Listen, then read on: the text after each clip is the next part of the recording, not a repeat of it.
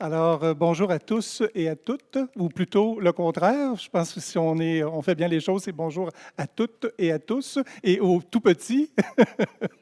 Ça me fait plaisir d'être avec vous ce matin. On n'a pas beaucoup de temps, mais je pense que ça va être une belle expérience, ça va être quelque chose d'intense et d'agréable. Conservation. Conservation, qu'est-ce que ça veut dire, conservation? Conservation, ça veut dire garder quelque chose dans un état constant. Donc, dans la conservation, il y a la constance. Et c'est un peu ce que je fais, moi, comme métier. Vous avez compris que mon métier est celui de conservateur et je travaille à la direction de au Musée national des beaux-arts du Québec, exactement. Évidemment, les gens savent que la conservation, c'est bien des choses, la conservation de la nature, la conservation des aliments, mais c'est aussi la conservation d'un patrimoine artistique important, en l'occurrence celui du Musée national des beaux-arts du Québec, qui est la collection nationale, donc la collection de tous les Québécois, votre collection à vous, que vous avez le loisir de pouvoir venir admirer toute l'année. Et une chose qui est très importante à savoir d'entrée de jeu, et ça, je vais vous le lire pour ne pas rater un seul mot parce que chaque mot est important. Quelle est la mission du Musée national des beaux-arts du Québec? Alors ça a été défini par la loi des musées nationaux en 1983. C'est de faire connaître, de promouvoir et de conserver l'art québécois de toutes les périodes, de l'art ancien, moi-même, à l'art actuel, et d'assurer une présence de l'art international par des acquisitions, des expositions et d'autres activités d'animation. Donc, le volet conservation est inscrit dans la loi et il est extrêmement important. Comme conservateur, quel est mon rôle? La direction de la conservation, quel est son rôle? On va commencer par la direction elle-même. Le musée est rendu, ça c'est la publication qu'on a faite en 2008 pour souligner le 75e, pour souligner le 85e en 2018. Il y a le même ouvrage, mais bonifié avec 10 années additionnelles qui sont disponibles dans une édition numérique. Le livre existe en numérique, où on raconte 85 ans d'histoire de l'institution à travers une chronologie très détaillée de tout ce qui s'est réalisé. Au début, le musée, quand il a été ouvert au public en 1933, il y avait 80 œuvres. Mais le bâtiment, comme on le connaît sur les plaines d'Abraham, sûrement plusieurs d'entre vous y êtes déjà allés, il n'y avait pas seulement la collection Beaux-Arts, il y avait également les archives nationales qui étaient là. Il y avait une collection d'ethnologie et le volet Beaux-Arts. Donc, c'était un mélange de toutes ces activités-là qui étaient chapeautées par le gouvernement du Québec dès le départ. Et il y a eu une séparation de ces institutions-là qui s'est effectuée durant les années 60, alors que les Archives nationales ont déménagé au pavillon Cazot à l'Université Laval. Vous imaginez, les Archives nationales, c'est gigantesque et il y a des bureaux partout au Québec, de grands locaux de conservation. Et le Musée national lui-même s'est démultiplié au fil des ans et devenir ce qu'il est aujourd'hui, un complexe muséal, 4 pavillons qui le constituent, avec une réserve de conservation vraiment exceptionnelle aux normes muséales internationales. Et cette réserve, savez-vous où elle se situe?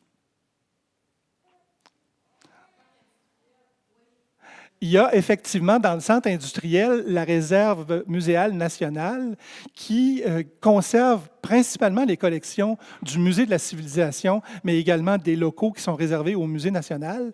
Mais la grande réserve se trouve au musée, sur les plaines, au sous-sol, effectivement. Et si vous allez manger au restaurant signé Marie-Chantal Lepage, je fais une petite publicité en passant, et que vous mangez sur la terrasse, cette magnifique terrasse qui donne sur le fleuve, eh bien, sous cette terrasse se trouvent les réserves. Donc, conservation dit garder une chose dans un état constant. Et l'évolution de la conservation de la collection nationale est vraiment toute particulière.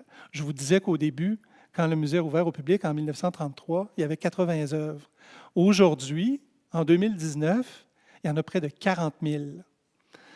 Et à l'époque, et même durant les années 40, 50, 60, on mettait ces œuvres-là dans une espèce d'entrepôt, dans le bâtiment Beaux-Arts qui existe toujours sur les plaines, dans des conditions complètement lamentables. Si vous verriez aujourd'hui les photographies de ces normes de conservation-là, à l'époque, vous n'en reviendriez pas.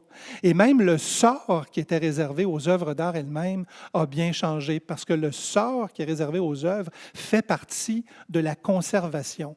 Il y a des institutions qui ont été créées ici au Québec et au Canada. Au Québec, le Centre de conservation du Québec, qui a comme mandat de restaurer les œuvres d'art et les documents, et l'Institut de conservation du Canada, qui, lui, se trouve à Ottawa, qui a le même mandat, mais pour l'ensemble du Canada.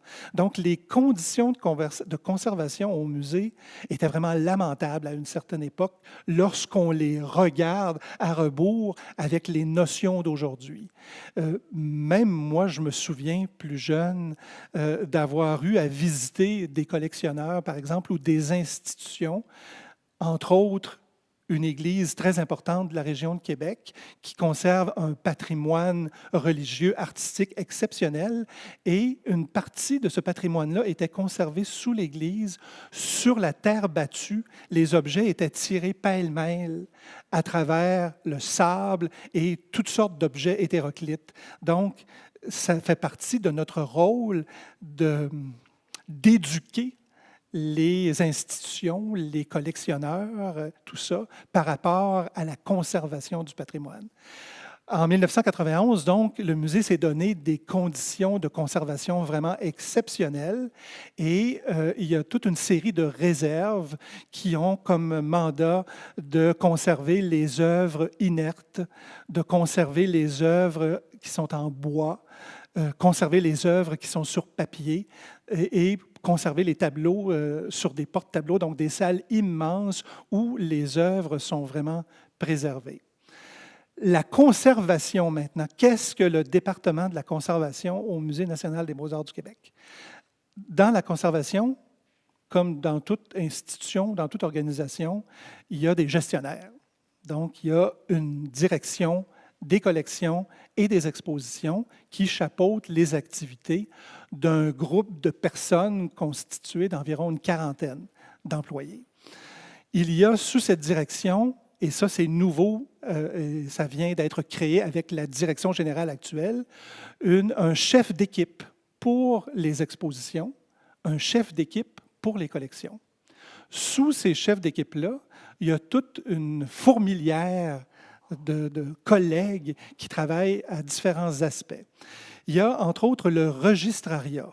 Dans ce groupe-là, on fait, si on veut, de la recherche et on documente les œuvres au niveau des différentes techniques.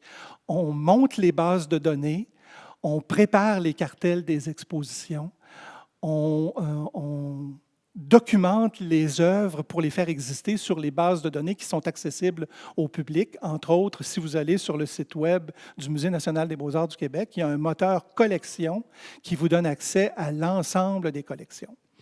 Cette équipe de registrariat est également très occupée à prêter les œuvres de l'institution, donc à être en contact avec des partenaires ici au Québec, mais également au Canada et à l'étranger. Il y a également toute une équipe de techniciens en muséologie qui s'assure de recevoir les œuvres lorsqu'elles arrivent au musée, de les mesurer. Il y a un studio de photographie qui s'occupe donc de faire la photographie des œuvres, de saisir toutes les données importantes. Il y a également une équipe de restaurateurs qui font des constats des œuvres au moment de leur arrivée et qui, conjointement avec le conservateur, vont déterminer si les œuvres doivent être restaurées avant de gagner les réserves. Il y a une équipe aussi de techniciens en muséologie qui installent les œuvres dans les réserves. Il y a également des gens qui s'occupent du transport des œuvres à l'interne, qui les sortent des réserves pour différentes raisons, une exposition à l'interne, une exposition à l'externe, donc fabrication de caisses et ainsi de suite. Il y a également l'équipe de conservateurs dont je fais partie. Nous, notre rôle, c'est d'acquérir, de documenter, de diffuser et d'exposer les œuvres de la collection. C'est en gros ce qu'est la conservation au Musée national des beaux-arts et c'est sensiblement la même chose dans les autres institutions muséales, que ce soit beaux-arts, ethnologie ou sciences naturelles. On procède sensiblement tous de la même façon. Les normes de conservation ont changé au fil des ans. Je vous donne un exemple. Durant les années 30, 40, 50, le musée a acquis des œuvres d'art anciens qui arrivaient à l'institution avec une polychromie d'origine, par exemple des sculptures du 17e siècle ou du 18e siècle, ou qui arrivaient avec leur dorure d'origine, donc une dorure à la feuille d'or qui avait été réalisée au 17e siècle, au 18e siècle ou au 19e siècle par des religieuses doreuses comme les Ursulines de Québec ou les Augustines de l'Hôpital général. Durant les années 50, il y avait un conservateur en chef, Gérard Morissette, qui était également un grand historien de l'art qui a publié énormément sur l'art ancien du Québec. Gérard Morissette, comme d'autres de sa génération, des collectionneurs, des muséologues, a sélectionné certaines de ses œuvres avec leur polychromie ou leur dorure d'origine et les a fait décaper. On est dans les années 50, on est dans les années 60. Donc, on a des photographies des œuvres qui sont rentrées dans la collection avec leur dorure et leur polychromie d'origine, et on les voit après sur le bois naturel. On a perdu toute trace de cette portion extrêmement importante du vécu de l'œuvre et de sa raison d'être comme telle. Évidemment, une chose comme celle-là, aujourd'hui, ne serait plus possible. Et le travail des restaurateurs s'est extrêmement raffiné au fil des ans, ce qui fait que dans le domaine de la restauration, il y a beaucoup du travail des restaurateurs qui est réversible, mais non perceptible.